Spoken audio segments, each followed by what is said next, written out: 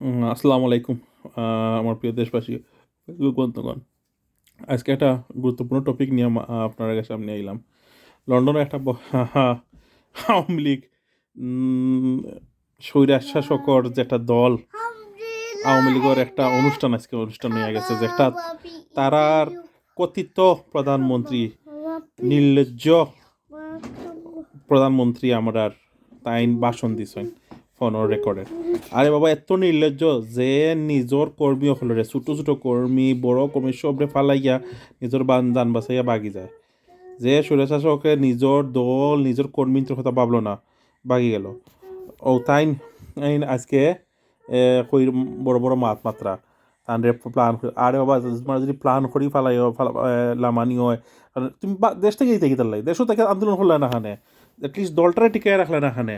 আমি আওয়ামী লীগের এগেনস্ট এমন না যে আমি আওয়ামী লীগের গুড় এগেনস্ট, বিএনপির গুড় সাপোর্টার, অমুকর সাপোর্টার।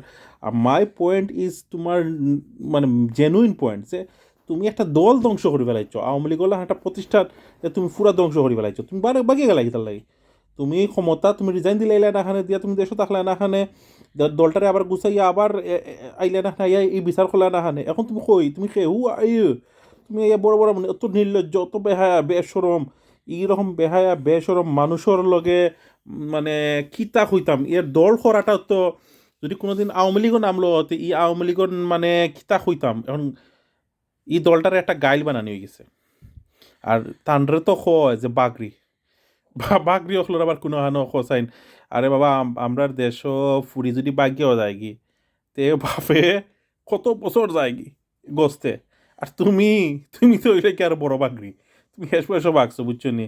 তুমি আর তোমার আর খাইকে গস্ত, নিজের দলে কসবো। তুমি যে করবা লন্ডন যে বেহায়া হতো না আছে না অমৃগর, বইয়া বইয়া বইয়া বড় বড় বড় বড় বড় বড় ফাউসটা বাউসটা মাত্রা, আল্লাহ জানো এটার হুশ বুদ্ধি কোন দিন হইব, বুঝছো নি? আরে বাবা, তোমরার ই বেটিরে বাদ দিয়া এখনো যদি শরম হায়া থাকে, যারা বালা নেতা হাতা আছো সবে মিলিয়া দলটারে এখনো বাঁচাও। ই বেহায়া নির্লজ্জ মানুষের পিছে পিছে ঘুরে না, ফাও ছাড়তে ছাড়তে, বুঝছো নি?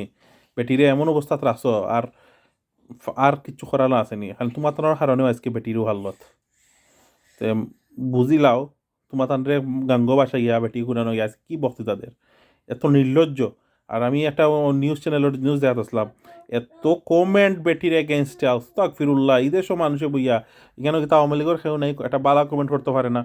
সব সাধারণ জনগণ, আমি যতটা মানুষের প্রোফাইল চেক করছি, সব সাধারণ জনগণ গিয়া করে কমেন্ট করে। আমি মনে করছিলাম বলে বিএনপি কমেন্ট করে, বাট প্রোফাইল ক্লিক মারি গিয়ে দেখি, চেক করলাম, বিএনপির দ্বারে খাচ্ছেও না এরা, মানে জিও নাই, কিন্তু বেটির এগেনস্টে কমপ্লেন করে।